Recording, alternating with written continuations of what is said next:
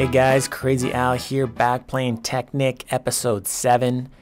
And I've been doing a little bit of work in the factory, decided to set up my new working station, my main hub, where I'll be doing everything from now on. So I moved everything over from the house over to here into these chests, which I stacked to save some space. And we got our machines here. We got the compressor, the basic one, and the basic extractor, and then we have the two advanced machines, the exact same ones that we built downstairs in the previous episode. So we have the induction furnace and the rotary macerator. Good stuff. And of course you gotta have the energy condenser. There's you just gotta have that. You can't be rolling without that. So we got one of those in here as well. And then we have the project tables. Yeah, I got 4 project tables. Kind of crazy? Not really. I think a lot of people do roll with multiple project tables. It makes life a lot easier. For example, let's say in this project table, I got my pattern for a basic solar panel. And we need to build these constantly because we need to increase our power. And they take a long time to build, especially if you're building solar arrays. So as you can see right here, I got the pattern set up and I got some glass and gold dust down here. But I need to build some more generators and electric circuits. So what I would do is leave that pattern here, pop into one of my other project tables and maybe build the electric circuits here and some generators, then come back, drop those in here and continue building my solar panels. So yeah, that's why you would roll with multiple project tables. Plus it'll probably be a lot easier down the road to explain things with recipes and whatnot using the multiple project tables. So yeah, that's the workstation so far. I'll probably be doing some more upgrades later on, like those 2 machines. We're going to upgrade those into the advanced versions of them. And yeah, that's about it upstairs. So let's head downstairs into the basement and show you what I've been working on down there. Alright guys, so this is it. This is the machine that I set up. And what this machine will do is we will take the regular ore, like silver ore, iron ore, gold ore, bronze ore, etc., convert it into dust, and then in turn send it to the furnace and then convert it into ingots, which will get pumped into that chest right there. So what I'm going to do here is I'm going to try to explain how that process works, and also explain how these machines work as well, because they do work differently than the regular basic industrial craft machines. So let's start off over here where we have the chest where we would come in and manually bring our ore. And for example, we got some iron ore here and we would just drop it into here. And then we don't have the machine running right now. But what would happen is we would turn on these engines, and these engines power these pipes here, which are wooden pipes, wooden transport pipes I should say, from Buildcraft, and these are like extraction pipes. These are used to suck items out of chests and machines. That's why we have them on the exit points of the chest, exit point of this macerator, and the exit point of this chest, as well as this furnace. Now these have to be powered by an engine from Buildcraft. And there's multiple engines in Buildcraft, but the most commonly used one is the most basic one, which is called the redstone engine, which is powered by redstone current, and in this case we are using just a regular vanilla lever to switch it on and off. And right now, as you can see, I turned it on and off, and a piece of iron ore is getting sucked out of it. So yeah, what will happen is the iron ore will get sucked through this pipe into this regular transport stone pipe, and this transport stone pipe is hooked up to this purple pipe, which is called an advanced insertion pipe. And what this pipe does is it acts as kind of a safety, because what will happen is the ore will get pumped into this macerator and it will be pumped into this slot right here. And if that slot is full of iron, let's say, and gold comes along and tries to get into the machine, it's not going to be able to get into the machine. Now if you're not rolling with one of these insertion pipes, what will happen is the ore will come along here, can't get into the machine, and just will float over the machine until it disappears, or until you come by and grab it. But if you don't come by and grab it, it will eventually disappear and you will lose you know, that ore, which is, you know, complete waste. We don't want that. We play Technic because we want things to run smoothly and efficiently, and that's why we would use this insertion pipe. So what would happen now with this insertion pipe is the goal would come along, wouldn't be able to get into the machine. The insertion pipe would tell it, hey, get out of here, there's no room. It would shoot up this pipe back into the chest, and the whole process would repeat itself until it was able to be inserted into the macerator. And of course, the macerator will, actually I should probably explain how this macerator works, because it doesn't work like a regular macerator would work. It has some cool features on it. And one of those features is it has 2 slots. Now, a lot of people will think that these 2 slots basically mean that it can macerate 2 items at the same time.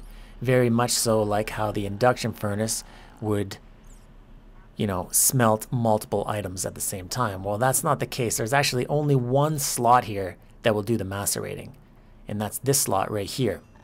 This slot is a modifier. And by modifier, I mean it will allow you to create some of the modified dusts in Technic. And the 2 most common ones are bronze and refined iron. And what happened here is you saw iron came through, and it went through here, and because there's a piece of coal here, that's the modifier for refined iron, it turned that refined iron into refined iron dust, or turned that iron, I should say, into refined iron dust versus turning it into just regular iron dust. Now, to create refined iron, normally what you would have to do is, you know, smelt iron and then smelt it again. So it's like a double smelted iron. Well, now you can bypass that by just sticking a piece of coal in here, and every time iron comes through this, it's going to get turned into refined iron. Now, if you wanted to do bronze, for example, what you would do is, oh, we just lost that piece of coal. What you would do is you would take some tin. Now, you could use a tin bar, you can use a tin piece of ore, you could use a tin dust. For in this instance, we're using tin ingot, and you just drop it in there. Now, every time copper comes through, it's going to get turned into bronze dust instead of copper dust. So hopefully that makes some sense. So yeah, that's like a modifier slot. So it allows you to create stuff inside the macerator versus doing it on the crafting table or double smelting the iron, for example. So other than that, you'll notice that we have a battery here. And the reason we have a battery here is this is an energy slot, and we have to actually put something there and jam it. Because what will happen is ore will pump through here, and it will go into the macerator, and it will just go into this slot here, which is really annoying because once it stays into that slot, for example, you put some iron in there, it will never come out. It will never get pumped out, or it will never be macerated. It will just stay there until you come by and physically remove it. So if we put just, because this is normally an energy slot, this is an energy reserve slot. What you would put here is actually a battery or an energy crystal in case you run out of power and you want your machines to continue running. So we'll just jam it with just a basic battery just to make sure that ore doesn't really get stuck in there. We don't really care about losing power because we have enough power. So hopefully that makes sense. Let's move along here. So what will happen is the dust will get pumped out of here into this chest here, and the whole process will basically repeat itself exactly the same, but of course with the induction furnace. Now the induction furnace doesn't have a modifier. These are just 2 slots that allow you to cook 2 things at the same time, as you can see. So the induction furnace runs really, really simple, pretty simple. And of course we have the battery in there too, because dust will get stuck in there if we don't put something there to block it. So yeah, I think I explained everything. So yeah, let's go upstairs, or I hope there's some stuff upstairs. I'll just go find some ore, and then we'll slap some ore in there, and then we'll turn everything on, and we'll just kind of, you know, maybe watch the magic happen. Magical macerating and smelting of our ore. Okay guys, so I'll be right back.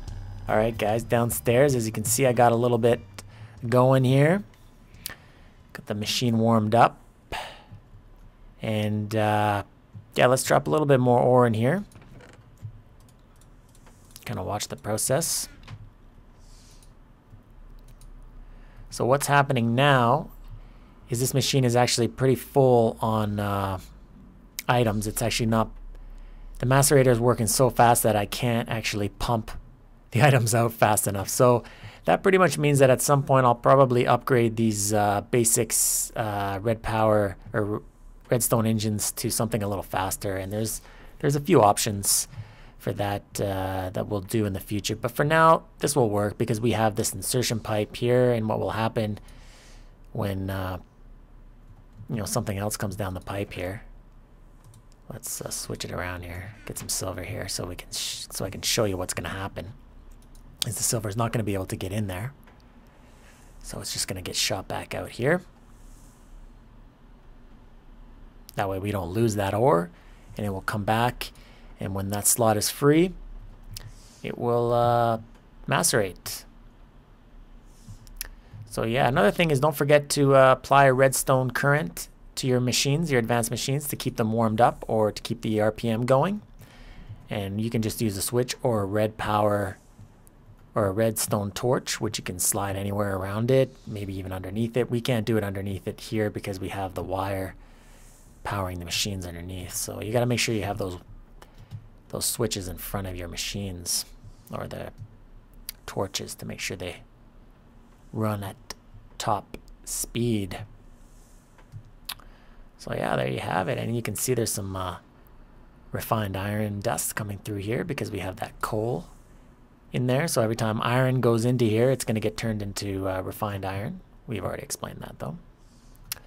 So yeah, that's about it, guys. That's how this thing works.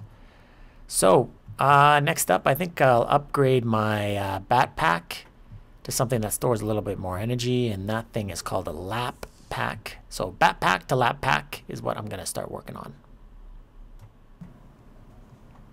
Okay, so Lappack. What do we need? We need an advanced circuit. Pretty easy. And we obviously need the Batpack, which we already have. And we're going to need these lapis blocks. So it's relatively expensive, but I got everything I need. Pretty sure I got everything I need. So let's look in the chest here. We got some lapis. I don't know how much lapis we're going to need. Probably not that much.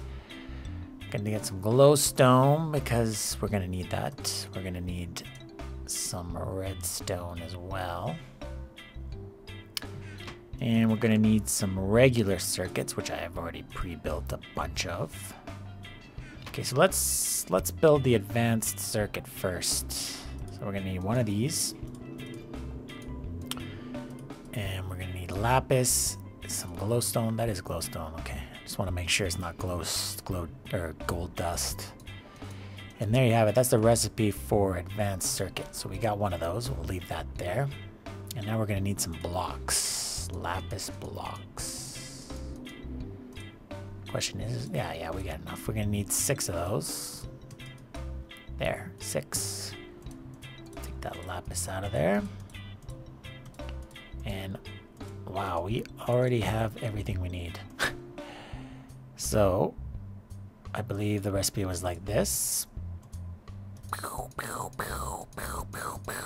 Wow, there you go, Lappack. Awesome. So that's a supercharged battery pack, and we're gonna have to charge it up. That may take a while, so we'll let that charge. All right, so let's go check up on that Lappack. See if it's fully charged. And she is. So what's cool about this? Well, it's gonna charge my nano saber. That's what's cool. So watch this. As you can see, my nano saber is drawing on power. It needs some power. And if I turn it on, it should just immediately fill up on juice. See, look at that. Because I was wearing the Lappack. If I was wearing the Batpack, that wouldn't happen. And you see, look, it hardly took any energy from the Lappack to fill up that. So really cool.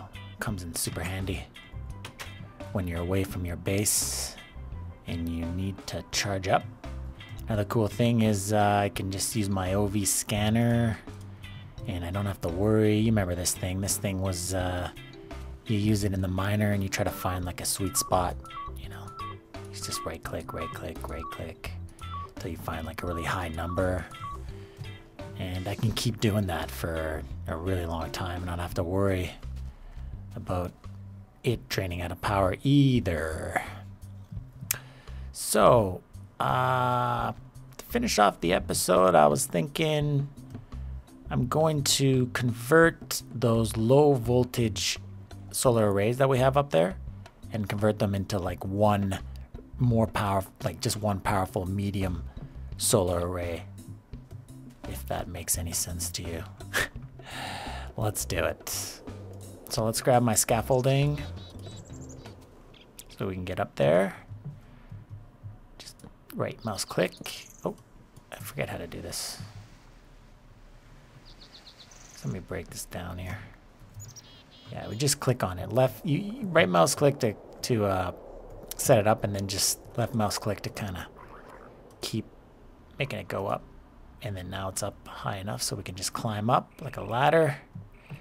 And this, we already got steel ones, iron ones here. So let's break down these machines. Now here's why we use this thing right here, this electric wrench versus using just the regular bronze wrench. Because if you remember, I think in the first or second episode, I had mentioned that if you use the bronze, just a regular bronze industrial craft wrench, you always run the slight chance of breaking your machine or downgrading your machine. And when you're dealing with solar arrays, you definitely don't want to downgrade them. Can you imagine you have like a high voltage solar array? Like that takes like an insane amount of solar panels to build, and you go like right mouse click on it and it turns into a medium solar array, or a medium solar array turns into a low voltage solar array, and so on and so on. So that's why you use this little thingamajig here, this electric wrench. And what you do is you just select your mode key, and you just kind of right mouse click, and you'll see it says lossless wrench mode disabled. We don't want that. We want it enabled. That way we don't lose anything. So anyways, let's get down to business. Let's break these down. Oh, great. Okay, I'm gonna have to break the wire to get to this. Annoying. Very annoying. Okay, so we're gonna need 8 of them, so we'll leave 1 here. And we'll rehook this up here, so bear with me here. And let's head over to the working station. Ouch. Should probably put my full nano suit on just in case I get attacked by somebody. And we're just gonna have to lay these out like so. And we're going to need a medium voltage transformer. So let's see if I can find the recipe for that. Medium. Oh, God. Okay, let's try transformer. Transformer. So, yeah, we're going to need one of these MV transformers. So, double insulated gold cable and a machine block. Okay, that is super easy to make. I think we already have all of that. I don't have any machine blocks, but I do have double insulated gold cable. And do I have any refined iron in here? Yep, I do. So let's build me one of these.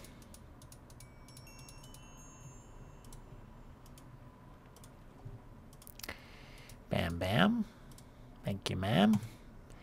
MV transformer.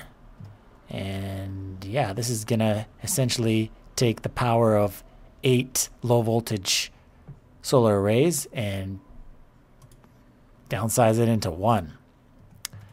So yeah, that is super cool. Now, if you want to build a high voltage solar array, you're gonna need 8 medium voltage solar arrays. So yeah, do the math on how many solar panels you need there. Insane. Well, we're gonna have to keep upgrading here, because eventually we're going to want to build what's called a mass fabricator, and we're going to need a lot of juice for that. I mean, right now we have more than enough juice. We're never going to use it, but when we build the mass fabricator, we're going to be sucking through that like it's nobody's business. And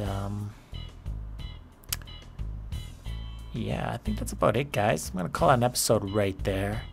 And thanks for watching. And I'll see you guys next time. I'm actually going on vacation soon, so I don't know if I'll be able to bust out a video before I leave. If not, I probably won't be busting out a video until probably mid-December-ish. So we'll see what I can do. Maybe it's, you know, I got some free time on the weekend. Maybe I'll do something. But if not, I'll see you guys then. And yeah, thanks for watching. See you guys later.